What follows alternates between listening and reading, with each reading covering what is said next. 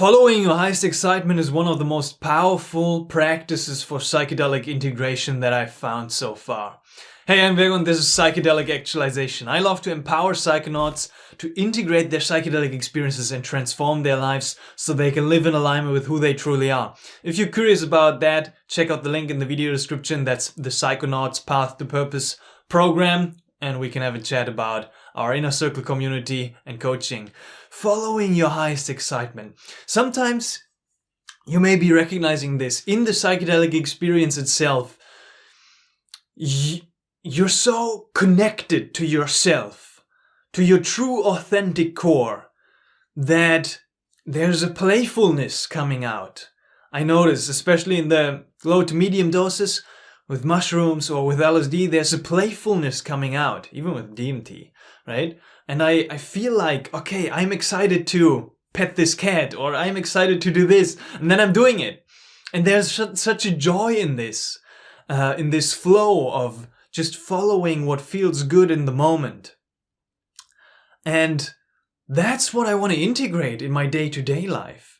Because what I've recognized over and over again is when I come back into my ordinary state consciousness in my day-to-day, the mind is taking over a little bit.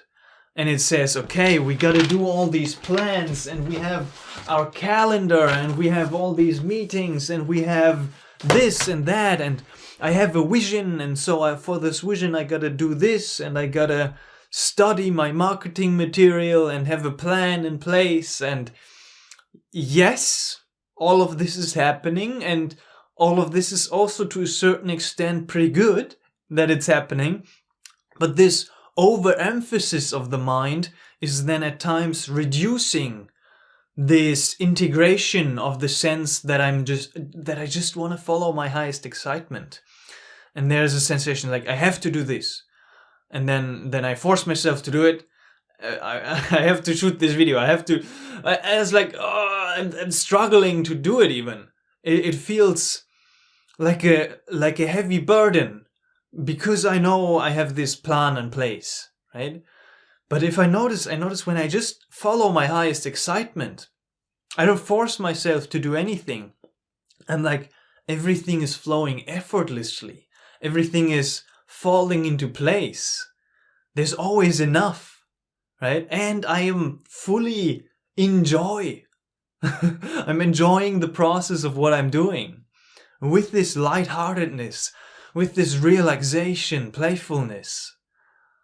And I recognized this over and over again as I kind of switch. And in the last couple of weeks, it was pretty much very extreme for me, because I structured like this 28-day program where I'm doing certain tasks every single day.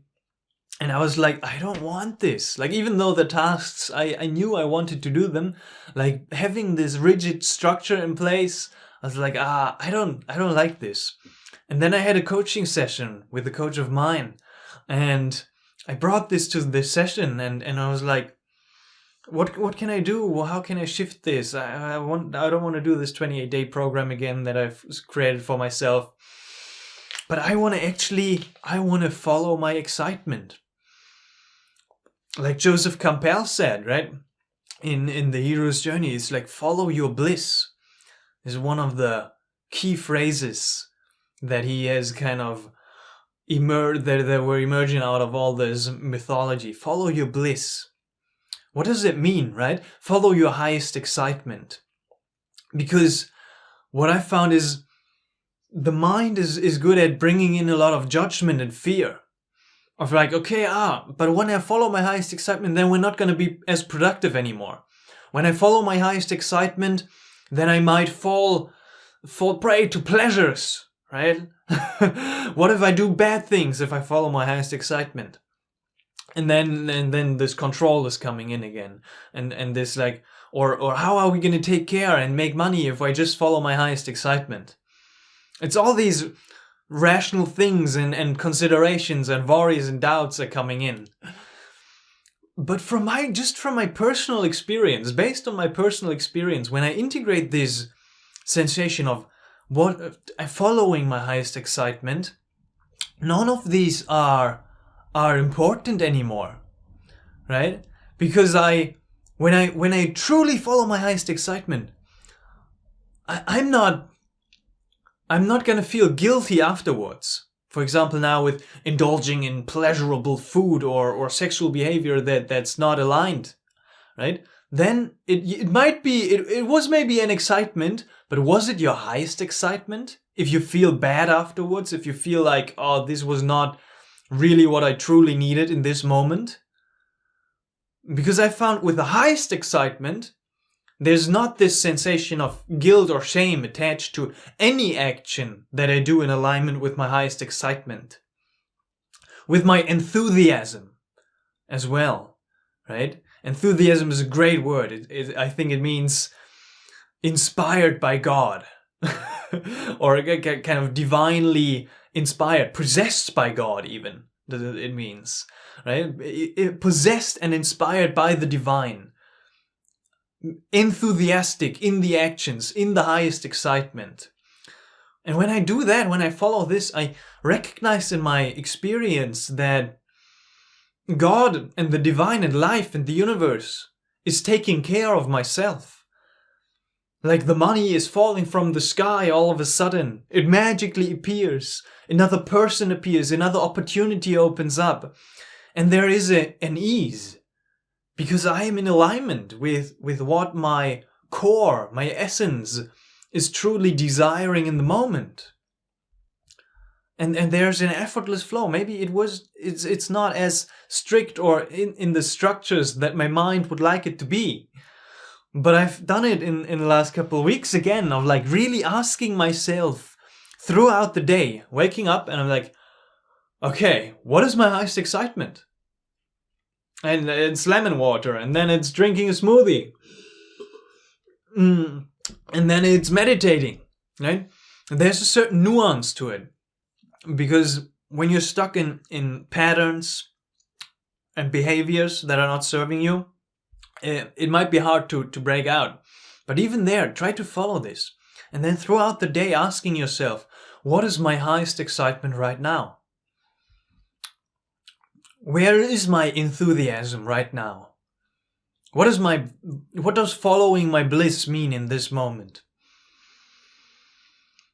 And then do that without questioning it. Do it to the best of your ability, without questioning it, and also without assuming a certain outcome, without judging the outcome that is gonna emerge out of this action. And then you do that again and again and again and again and again. And I found that I flow effortlessly through life. And the results and what I even wanted to achieve with the structures that my mind put in place, I achieve much faster, much greater, much more effectively. Because I'm way more engaged, energetically engaged in the moment. Because I do what feels good. I do what feels aligned. With my essence, with my highest self, with my psychedelic self. Right? With this certain sense of humor and playfulness and lightheartedness. And I allow myself this space to do this, to lay the worries and the doubts aside, to feel like, okay, I am enough. This is enough. I have everything I want already. Right? And I hold this perspective. And I let my joy guide me through the day. Try it out. Even if it feels scary. I guess that's the biggest potential barrier that is coming in, is this fear. Is this fear of, I'm not safe. I'm not enough if I don't do this and this and this. I'm not supported by the universe, by God. I'm not provided for. But how true is that really? What is the evidence of your reality saying? I found that, as Terence McKenna said, nature loves courage. When you take this step and you are courageous enough to face that fear, and you do it anyways, you follow your highest excitement anyways, besides the fear, then magic is gonna appear. And there's just like a great acceleration of magic in your life, basically. So that's it. If you are curious about talking to me one-on-one to figure out what your highest excitement is and how that looks like in your own journey of psychedelic integration. And maybe you even want to have some community support from other psychonauts who are on a similar path. Then there's a link in the video description and you can book a call and we can have a chat about this, on how we can walk this journey of enthusiasm and joy and bliss and excitement together. Thank you very much for watching. I love you all. See you in the next one.